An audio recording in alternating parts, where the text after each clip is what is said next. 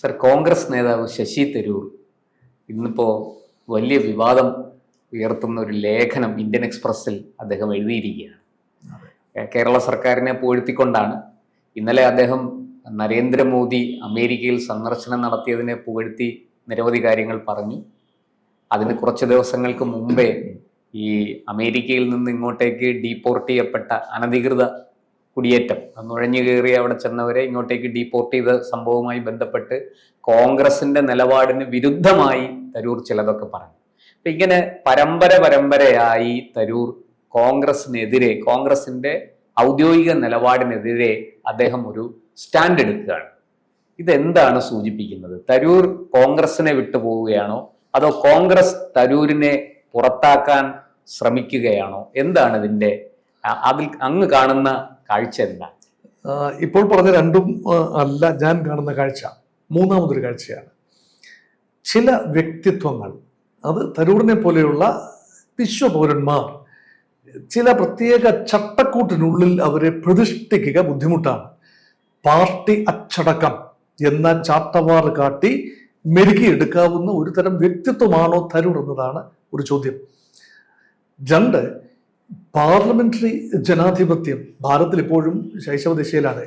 സ്വാതന്ത്ര്യാനന്തരം ഏറെ വർഷങ്ങൾ കഴിഞ്ഞു, 7-8 പതിറ്റാണ്ടുകളാകുന്നു. പക്ഷേ ഇപ്പോഴും വെസ്റ്റ് മിനിസ്റ്റർ മാതൃകയിലുള്ള പ്രതിപക്ഷത്തിന്റെ യഥാർത്ഥ റോൾ ഡിഫൈൻ ചെയ്യുന്നതിൽ ഇന്ത്യ പുറകോട്ടാണ്. അതായത് ക്രിയേറ്റീവ് ആൻഡ് കൺസ്ട്രക്റ്റീവ് ഓപ്പോസിഷൻ. കേരളത്തിലെ ഓപ്പോസിഷനാണ് UDF അല്ലെങ്കിൽ കോൺഗ്രസ് പാർട്ടി, കേന്ദ്രത്തിലെയും ഓപ്പോസിഷനാണ് കോൺഗ്രസ്. ഈ രണ്ട് സംഭവങ്ങളാണ് ഇപ്പോൾ ശ്രീ പ്രശാന്ത് സൂചിപ്പിച്ചത്. ഒന്ന്, ഇന്ത്യൻ എക്സ്പ്രസ് പത്രത്തിൽ കേരള സർക്കാരിന്റെ ചില നല്ല വശങ്ങൾ ചൂണ്ടിക്കാട്ടിക്കൊണ്ട് പിണറായി വിജയൻ എന്ന മുഖ്യമന്ത്രിയെ ഭാഗികമായി പ്രകീർത്തിച്ചുകൊണ്ട് എൻഡോഴ്സ് ചെയ്തുകൊണ്ട് കോൺഗ്രസ് നേതാവും MP-യുമായ ഒരാൾ, ശശി തരൂരിനെ പോലെ ഒരാൾ ആർട്ടിക്കിൾ എഴുതുമ്പോൾ എന്താണ് ജനം ധരിക്കേണ്ടതെന്ന്. രണ്ട്, നരേന്ദ്രമോദി എന്ന ഇന്ത്യൻ പ്രധാനമന്ത്രിയുടെ അമേരിക്ക വിസിറ്റ്, ആ വിസിറ്റ് സമയത്ത് നടന്ന പല കാര്യങ്ങളും ഇന്ത്യക്ക് അനുകൂലമാണ് എന്നതിന്റെ എൻഡോഴ്സ്മെന്റ് വിശ്വപൗരൻ, അദ്ദേഹം UN അണ്ടർ സെക്രട്ടറി ജനറൽ കൂടിയായിരുന്നു. അപ്പൊ നയതന്ത്ര രംഗത്തെ ഒരു വിജയമായി അദ്ദേഹം വിലയിരുത്തുന്നു. അത് ഒരു കാര്യം മാത്രം പരാജയം എന്ന് പറയുന്നത്, പരാജയം എന്നല്ല, ആകാംക്ഷ ഉണർത്തുന്നതാണ്. അമേരിക്കയിൽ നിന്നും ഇന്ത്യയിലേക്ക് ഇന്ത്യൻ പൗരന്മാരെ കൊണ്ടുവന്ന രീതി, ആ രീതി ചങ്ങലക്കെട്ട് കൽത്തളയടങ്ങി കൊണ്ടുവന്ന രീതി അനഭിലഷണീയമാണ്. അതേക്കുറിച്ച് മോദിക്ക് ചൂണ്ടിക്കാട്ടാമായിരുന്നു എന്ന മൃദു വിമർശനവും. അപ്പോൾ ഭരണപക്ഷം അല്ലെങ്കിൽ ഗവൺമെന്റിന്റെ വിദേശ നയത്തെ അന്ധമായി എതിർക്കുന്ന ഒരു പ്രതിപക്ഷം എന്നതല്ല യഥാർത്ഥത്തിൽ വെസ്റ്റ് മിനിസ്റ്റർ മാതൃകയിലുള്ള കാര്യം. അപ്പോൾ ഉദാത്തമായ ഒരു പ്രതിപക്ഷ ധർമ്മമാണ് അനുകൂലമാകുന്ന കാര്യങ്ങൾ, രാജ്യത്തിന് ഗുണകരമാകുന്നത് തോന്നുന്ന കാര്യങ്ങൾ ഭരണപക്ഷം ചെയ്യുമ്പോൾ സപ്പോർട്ട് ചെയ്യുകയും രാജ്യത്തിന് ദോഷമാകുന്ന കാര്യങ്ങളെ തിരഞ്ഞു പിടിച്ച് ആക്രമിക്കുകയും ചെയ്യുക എന്നതാണ് ക്രിയാത്മകമായ പ്രതിപക്ഷം, ക്രിയേറ്റീവ് ആൻഡ് കൺസ്ട്രക്റ്റീവ് ഓപ്പോസിഷൻ. ആ ധർമ്മം പലപ്പോഴും പ്രതിപക്ഷം മറന്നുപോകുന്നു. അത് പ്രതിപക്ഷത്തെ ഓർമ്മിപ്പിക്കുന്ന ഒന്നായി വേണം ഒരുപക്ഷെ തരൂർ അതിനെ കാണുന്നത്. പക്ഷെ അങ്ങനെ മനസ്സിലാക്കാനുള്ള വിശാല മനസ്കത കോൺഗ്രസിന്റെ നേതൃത്വത്തിനുണ്ടോ, ഇന്ത്യയുടെ പൊതുസമൂഹത്തിനുണ്ടോ? ഇന്ത്യയുടെ പ്രതിപക്ഷത്തെക്കുറിച്ചുള്ള ധാരണ ജനങ്ങൾക്ക് അങ്ങനെയല്ല.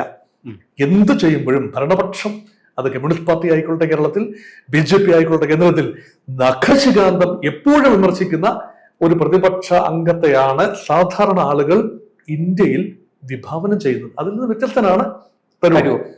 അവിടെയാണ് തരൂറിന്റെ വാക്കുകളെ വേറിട്ട് കാണേണ്ടതുണ്ട്. അത് പാർട്ടി അച്ചടക്കം അതിന്റെ പരിധിയിൽ മാത്രമാണോ?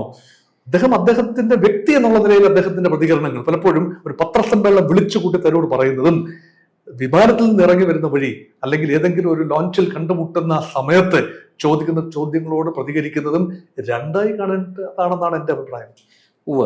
പക്ഷെ സാർ, ഒരു സംശയം. നിരന്തരമായിട്ട് തരൂർ ഇത്തരം കാര്യങ്ങൾ പറഞ്ഞു വരുന്നു, ഒന്ന്. രണ്ട്, അദ്ദേഹത്തിന് തന്നെ അദ്ദേഹത്തിന്റെ ഭാവി കോൺഗ്രസിൽ ശോഭനമല്ല എന്നറിയാം. കേന്ദ്രത്തിൽ എന്തായാലും അടുത്തെങ്ങും ഇനി മന്ത്രിസഭയിൽ ചേരാൻ സാധിക്കില്ല, കോൺഗ്രസിന് അധികാരം കിട്ടത്തില്ല എന്ന തിരിച്ചറിവ് അദ്ദേഹത്തിനുണ്ട്. തിരിച്ച് കേരളത്തിലേക്ക് വന്നാൽ ഇവിടെ കോൺഗ്രസിനുള്ളിൽ വലിയ കലഹം നടക്കുകയാണ്. മുഖ്യമന്ത്രി സ്ഥാനത്തെ ചൊല്ലിയാണ് ആ കലഹമെന്ന് എല്ലാവർക്കും അറിയാം. ഇപ്പോൾ ഒരു ഭരണവിരുദ്ധ വികാരം കേരളത്തിൽ അലയടിക്കുന്നുണ്ട്. ഈ ഇടത് സർക്കാരിനെതിരായ ഒരു ചിന്ത ജനങ്ങളിലുണ്ട്. അത് കഴിഞ്ഞ തെരഞ്ഞെടുപ്പോടുകൂടി, ലോക്സഭാ തെരഞ്ഞെടുപ്പോടുകൂടി വളരെ രൂഢമായിരിക്കുന്നു.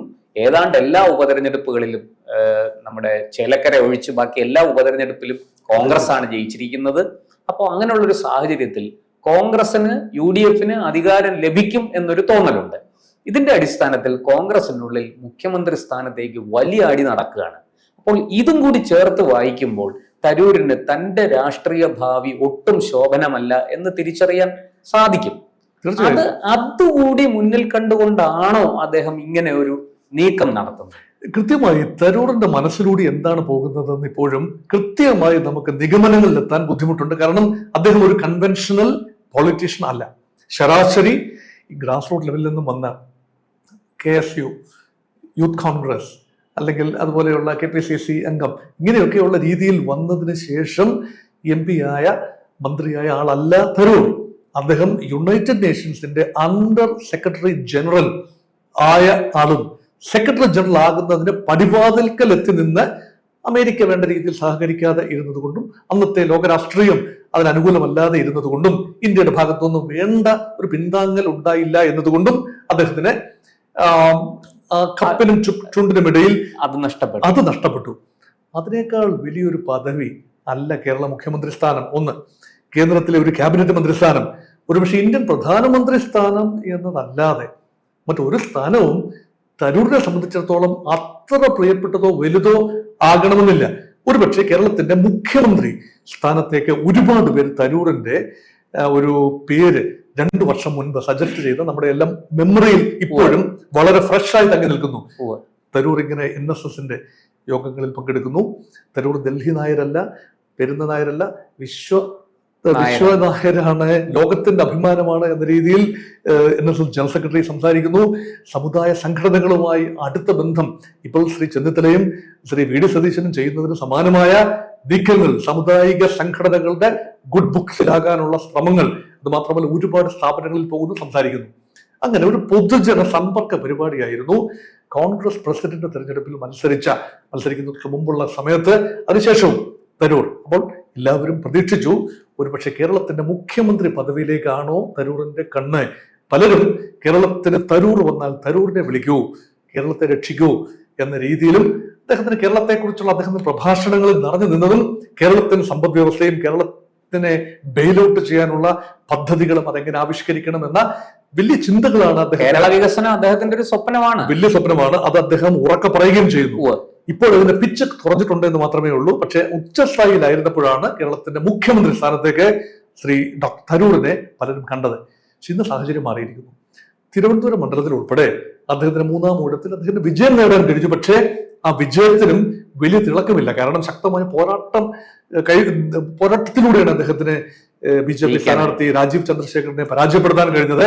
വേണ്ട സഹകരണം കോൺഗ്രസിന്റെ റാങ്ക് ആൻഡ് ഫയൽ പ്രവർത്തകരുടെ ഇടയിൽ തരൂരിന് അനുകൂലമായി ഉണ്ടായിരുന്നു എന്നതാണ്. തരൂർ എന്ന പ്രഭാവം ഇന്നും വളരെ വലുതാണ്. തിരുവനന്തപുരത്തെ വോട്ടർമാർക്ക് അത് വളരെ വലുതുമാണ്.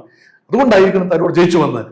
അതുകൊണ്ട് ഒരു പരിധിവരെ സംഘടനയ്ക്ക് അതീതമായി വളരുന്ന ഒരു വ്യക്തിത്വം. അപ്പം തരൂർ എന്ന വ്യക്തിക്കുള്ള വോട്ട് കൂടിയായിരുന്നു. കോൺഗ്രസ് പാർട്ടിക്കോ UDF ഉള്ള ഒരു ആകമാന വോട്ടല്ല. തരൂറിന്റെ ബ്രാൻഡ് വാല്യൂ തരൂരിന് അറിയാം. അതുകൊണ്ട് കോൺഗ്രസിനുള്ളിൽ തന്നെ പുതിയൊരു പന്ഥാവ് വെട്ടിത്തുറക്കുകയും ഒരു തിരുത്തൽ ശക്തിയായി മാറുകയും, അതുകൊണ്ടാണല്ലോ കോൺഗ്രസ് പ്രസിഡന്റ് സ്ഥാനത്തേക്ക് അദ്ദേഹം മത്സരിച്ചത്. മറ്റാരും ധൈര്യപ്പെടില്ല. അങ്ങനെ മത്സരിച്ചാൽ പിന്നെ പാർട്ടിക്ക് പുറത്താണ്. അങ്ങനെ മത്സരിച്ചതിന് ശേഷവും പാർട്ടിയിൽ ഉറച്ചു നിൽക്കുകയും പാർട്ടിയുടെ പല സമിതികളിൽ അംഗമാവുകയും പാർട്ടിയിൽ വലിയൊരു റിബൽ പരിവേഷമൊന്നും ഇപ്പോഴില്ല തരൂരിന്. ഒരു സമയത്തുണ്ടായിരുന്നു. പക്ഷെ അതുകൊണ്ട് തരൂർ നടത്തുന്ന പല പ്രസ്താവനകളെ തരൂർ നടത്തിയത് കൊണ്ട് അത് വലിയ പ്രശ്നമില്ലാതെ വെക്കും. കാരണം കോൺഗ്രസിന് തിരിച്ചു കാര്യമായിട്ട് പറയാനാവില്ല. തരൂർ നടത്തിയ പല തമാശ പ്രഖ്യാപനങ്ങളും പ്രസ്താവനകളും, കാറ്റൽ ക്ലാസ് വിമാനയാത്രയെക്കുറിച്ച് ഒരിക്കൽ പറഞ്ഞതാണ്. കാറ്റൽ ക്ലാസ് നമ്മുടെ സാധാരണ വിമാനയാത്ര ഒക്കെ പറയുമ്പോൾ ഒരു വിവാദം ഉണ്ടാവുകയാണ്. അദ്ദേഹത്തിന്റെ ഭാഷാപരമായ ഒരു പ്രത്യേകതയായും അദ്ദേഹത്തിന്റെ വേറിട്ട അഭിപ്രായമായും മാത്രം കാണാനേ ഒരുപക്ഷെ പൊതുസമൂഹം താല്പര്യപ്പെടൂ. പക്ഷെ കോൺഗ്രസുകാർക്ക് തീർച്ചയായിട്ടും പ്രശാന്ത് പറഞ്ഞ കറക്റ്റാണ്, അലോസരമുണ്ടാകും. സതീശനും ചെന്നിത്തലയും ഒക്കെ മുഖ്യമന്ത്രി പിണറായി വിജയനെ മുൾമുനയിൽ നിർത്തുമ്പോൾ തരൂർ ഒരു ക്ലീൻ ചിറ്റ് കൊടുക്കുകയാണെങ്കിൽ ഒടിക്കുന്ന തരത്തിലാണ്. അതുപോലെ മോദിക്കെതിരെ അതിശക്തമായി രാഹുൽ ഗാന്ധി പാർലമെന്റിൽ പ്രസ്താവന നടത്തിക്കൊണ്ടിരിക്കെ തരൂർ ഇപ്പുറത്ത് എന്ന് പറയുകയാണ് നല്ല ഒന്നാം തരം വിസിറ്റ് ആയിരുന്നു അതെ. എന്ന് പറയുമ്പോൾ ഉണ്ടാകുന്ന ഒരു കല്ലുകടി അത് കോൺഗ്രസിന് ഒരു സ്വല്പം ദോഷം ചെയ്യുന്നതുമാണ്.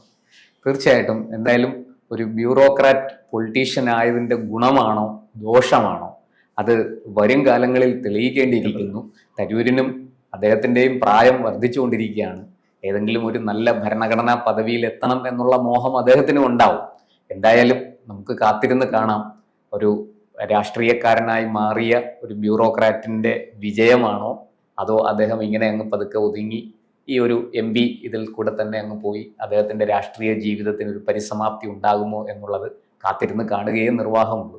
കൂടുതൽ വാർത്തകളും വിശേഷങ്ങളും നിങ്ങളിലേക്ക് എത്താൻ ABC മലയാളം സബ്സ്ക്രൈബ് ചെയ്യുക, ബെൽ ബട്ടണും അമർത്തുക.